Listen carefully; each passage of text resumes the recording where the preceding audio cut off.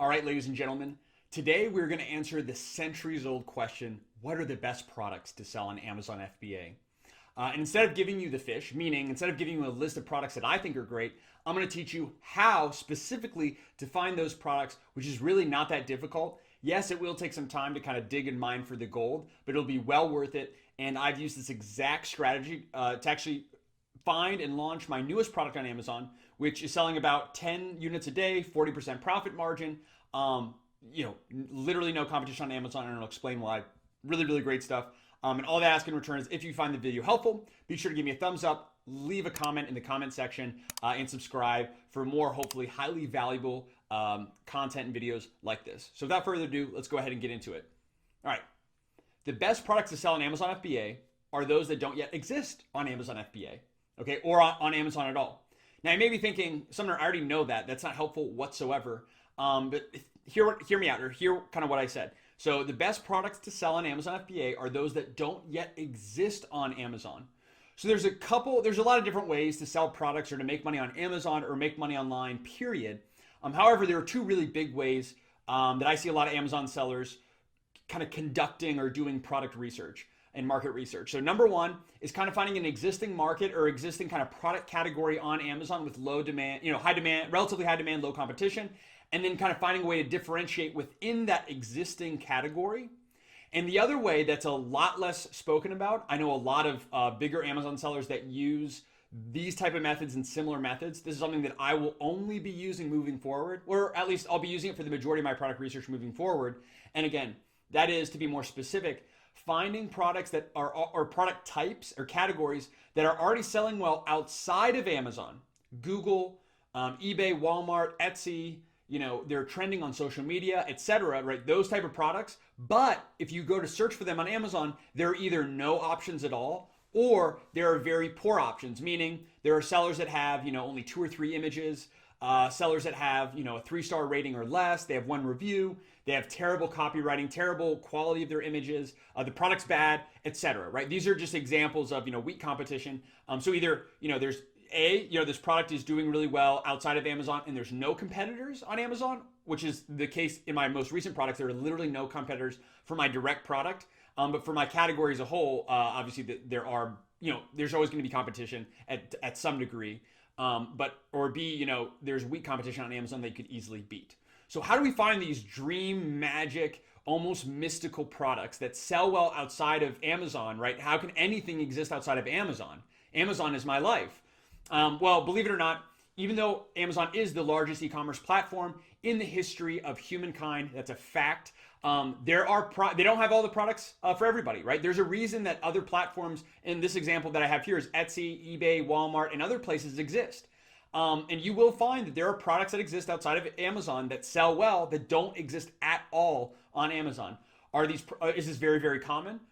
No, it's not as common, right? Amazon has a lot of variety and things like that. However, there's a lot of opportunity. I'm telling you, once you guys implement these strategies, there's a ton of opportunity. You can absolutely find, I was almost gonna say I would guarantee or a promise, but I don't know who you are, and I also don't know if that's legally okay for me to say, but you can absolutely, and I have and will continue to find products that have very, very low or no competition on Amazon that sell well, that generate at least $1,000 to $2,000 per month in net profit for me. Okay, so I'm not saying the same thing for you. I'm not guaranteeing anything because I have no idea who you are. All right, so number one is Etsy. What you do, step one, okay? This is step one for all of the 3 kind of methods I'm going to show you here, and I'll try to be brief. I know I'm dragging on a little bit. Step one, create a list. This could be on Google Sheets, Excel, or just a piece of paper on a napkin, and write down a list of keywords that describe you. So activities, hobbies that you have, your personality, things like that. Just for some examples, some keywords that could describe me would include, maybe, man, newlywed, Brazil. My wife's whole family's from Brazil, so Brazil, Portuguese, urban gardening, Christian, paintball, hot sauce, because I really like hot sauce, and hot things. These are some keywords that uniquely kind of describe me, and they describe other people as well, but really kind of uniquely describe me. And what I'm going to do with that list of keywords, or how that's going to play into our product research, is these are keywords that we're likely more knowledgeable about. I probably know more about I'm not a big hot sauce fan, but I probably know more on average about hot sauce and paintball. Not necessarily together, but overall about hot sauce and paintball than the average American or the average person would. So I have a knowledge advantage over other Amazon sellers and other online sellers in general with my knowledge in those areas. Okay, same thing with you. Keywords that uniquely describe you. You're likely to have more knowledge in that area, and you're likely to have passion around that. So that knowledge is going to help you really, analytically, differentiate. It's going to help you also. You may already have an audience. You may already know people in the audience that you can, give your product to for product testing, or to give a competitor's product as you're developing your product, and they'll give you feedback on, right? So insider knowledge, that's number one. And number two, your passion. And your passion's going to really help drive you through the whole product research process. So that's the reason I recommend it, but you don't have to. You can just type in keywords that you think would be interesting to sell or whatever. I just like to kind of start it that way. So make a list, take that list, and then start typing that into the first step here into other platforms. Other platforms meaning other e-commerce platforms like eBay, Walmart, Etsy, Best Buy, Target, and the list can go on. Okay, trying to find on different Shopify sites, just on Google in general, right? So that's something that you can do. And for this example, I pulled up Etsy. I typed in the word kitchen. So kitchen is a very broad term, and you can start really broad and start narrowing down later. And literally, like I just took the screenshot of the first result. It'll likely be similar for you. But right here, I want to point something out, and that is these 3D shark wine glass crystal something. But basically, these 3D shark wine glasses. Very interesting product. I haven't checked on Amazon yet. I'm sure they do exist on Amazon. However, this gives me a great idea. Oh, this is a really interesting, very unique product. I bet, wine lovers love creative different types of glasses. If I'm into wine, right, then I'd be more knowledgeable into this. But I could say, oh man, wine enthusiasts and wine lovers would really like different kind of cool, interesting glasses to drink their wine out of, or other alcohol. So maybe you refine your search and you specifically search for, cool wine glasses, or interesting wine glasses, neat wine glasses, funny wine glasses, all those kind of keywords, much more specific, and it's going to take you some time. But then that's going to help you kind of find some different and very unique type of products that may not exist on Amazon, okay? And what you're going to do is you're just going to, keep a little checklist of these products seem interesting to me. You're going to take that list, go to Amazon, type that in, and see if there is strong or any competition on Amazon.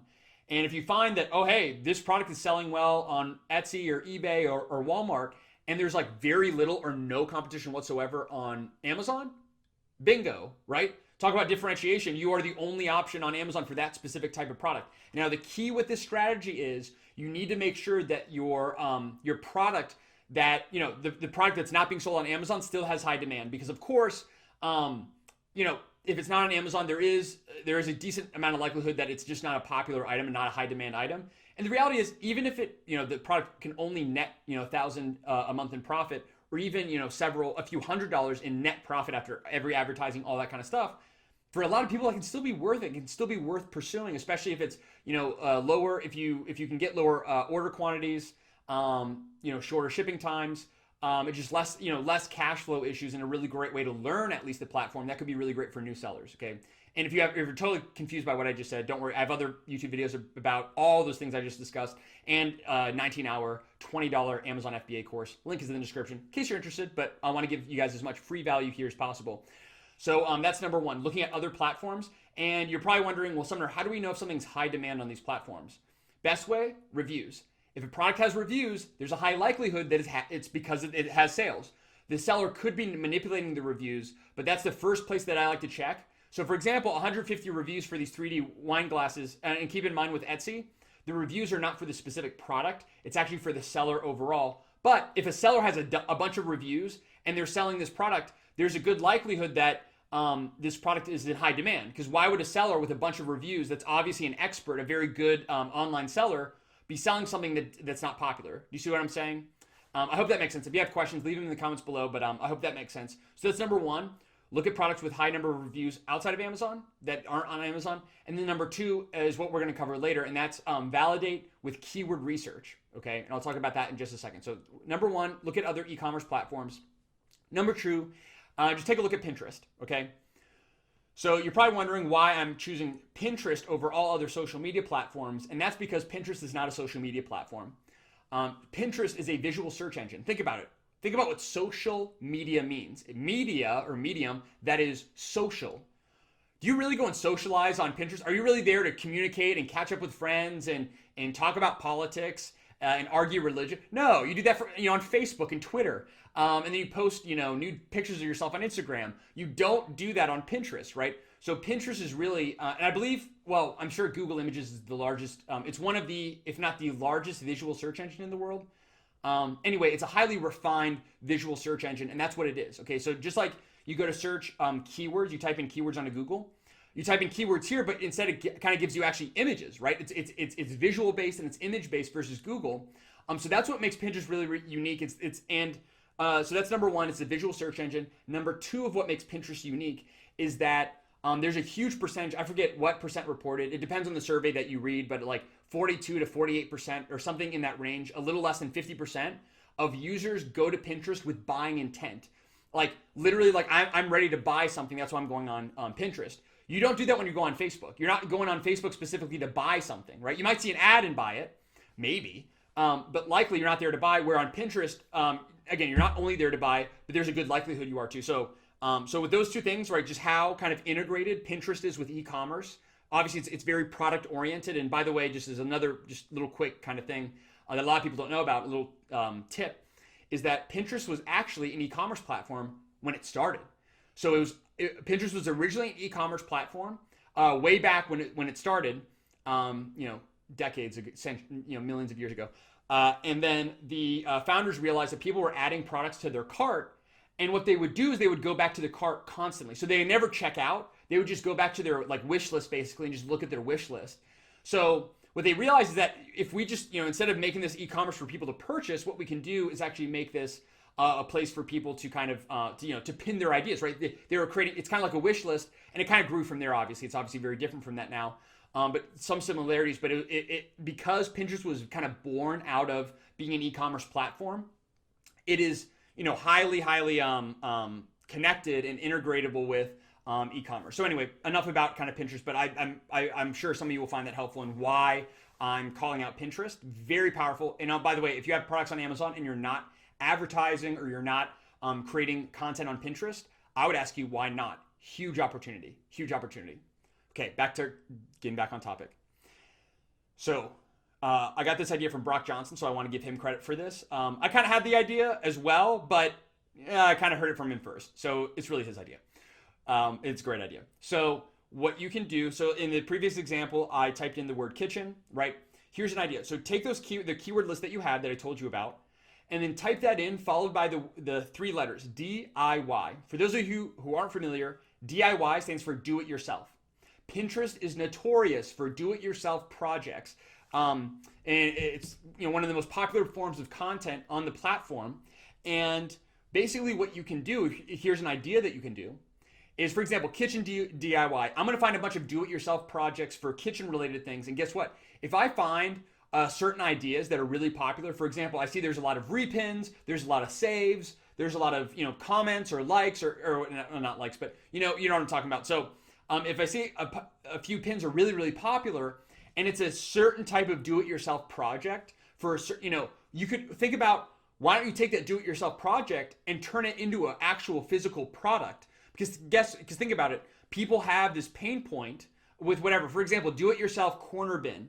So people, really want corner bins because, most houses are obviously have 90-degree angles, and circular round bins or like, square bins just don't really fit well. And there's so many of those options. Like maybe there's just a lack of options online for corner bins. So instead of, take that do-it-yourself project and basically turn it into a product.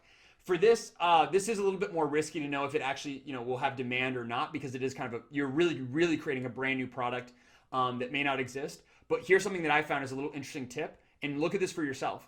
I find that do-it-yourself projects on Pinterest really quickly turn into physical products on Etsy, and they gain momentum and kind of and popularity on Etsy.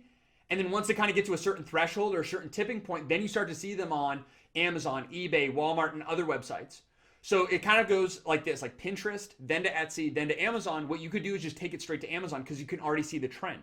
Okay, so you can basically put a product on Amazon before anyone else does. Okay, so that's just an idea for you. Also, just try to use Pinterest to find product ideas specifically. So not do-it-yourself projects, but just products specifically, like for example, wine glasses, and find cool, quirky, interesting, in this case, wine glasses that have a lot of saves and pins and all that kind of stuff.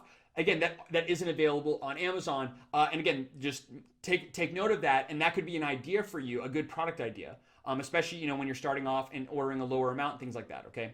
So that's number 2 is Pinterest. And finally, this is the last one. I know I'm taking a lot of your time, but I hope you're finding this valuable, is keyword research tools like Google Keyword Planner. So Google Keyword Planner, Uber Suggest. Okay, so Uber Suggest by Neil Patel. And then number 3 is, there's a lot, but number 3 I'd recommend is Answer the Public. It's a reverse search engine, so it's a little bit different. But Google Keyword Planner, I love it. Number 1, it's a free tool that you can use. And essentially what it does, what Google Keyword Planner does, is you type in a keyword and it shows you related keywords that people type into Google every single day or every single month, okay, that relate to that specific keyword. So in this case, I typed in the term kitchen products, and now Google is going to show me all these other related keywords that people are typing in relating to kitchen products. I think I just repeated myself. And again, it's going to take you some research, but just this is exact strategy. This is how I found my newest product, or the idea for my newest product. Basically what you're trying to do, this is great for number 1, finding products, but number 2, also validating products. Okay. Before you sell any product on Amazon, make sure it doesn't matter what research method you're using, whether it's this or anything else. Number 1, make sure that there's keyword demand for that product that exists on Amazon. You can use tools like Helium 10, Viral Launch, Seller Tools. These are great tools. I'm actually wearing my Helium 10 right now. Helium 10 is a great tool for that, to basically find, make sure that there's keyword demand. Because think about it. Somebody has an idea, they take that idea and they turn it into a keyword, and they type that keyword online to solve their problem. Okay, so basically what keywords are, it's kind of like trapping the human mind, like it's trapping thoughts and freezing those thoughts and recording those thoughts. Okay, so we have all this data and we can see, oh, this thought is more important than this thought because more people are searching for it. So that means that this pain point is more important than this pain point, for example. So yeah, what you can do is type in keyword, find related keywords. And again, like we said before, try to find keywords that are really interesting. Take note of those. Like, oh, that's an interesting product idea. Oh, what is that? I'm curious. And kind of make a list. Then take that list, go to Amazon and see if those options, if there's even those product options on Amazon. Okay. Because guess what you can do? You can say, okay, people are searching for this keyword, let's say, 500 times on average per month on Google, and there are 0 options on Amazon, or really, really weak, poor options on Amazon. That could be, you have your data right there. And again, I would encourage you to use other data like Google Trends, social listening, all these other things. Again, I cover this in other videos. I cover this in the course, my $20, 19-hour, 4.6 star course. Link in the description if you're interested. All that kind of stuff. So that's what you're trying to do. Find keywords that people are typing into Google with demand and that are not available on Amazon. And also, if you find any product ideas on other e-commerce platforms, on Pinterest or anywhere else that seem really interesting, make sure you kind of validate those ideas by putting those into Google Keyword Planner, into Uber Suggest, into some of these other free and paid keyword research tools to make sure that people are typing this in. Because if people aren't typing it in, how do you expect to get sales, right? Like if you launch a product on Amazon, nobody is searching for that product, then where are the sales going to come from, right? Unless you create them with social media content and things like that. But again, that's if you want to do that, that's completely up to you. But I would assume that's a little bit more difficult, especially for newer sellers. So those are the 3 methods. These are in my opinion, honestly, and again, this is just my opinion, these are the best products to sell on Amazon FBA, right? Products that have demand outside of Amazon that do not yet exist or have weak competition on Amazon. And you can find these using, just to recap, looking at other e-commerce platforms, using Pinterest, and using keyword tools like Google Keyword Planner. And then lastly, maybe the most important step is if you found this video valuable, be sure to like, comment below, and hit the subscribe button. It's not just valuable for me for you to do that.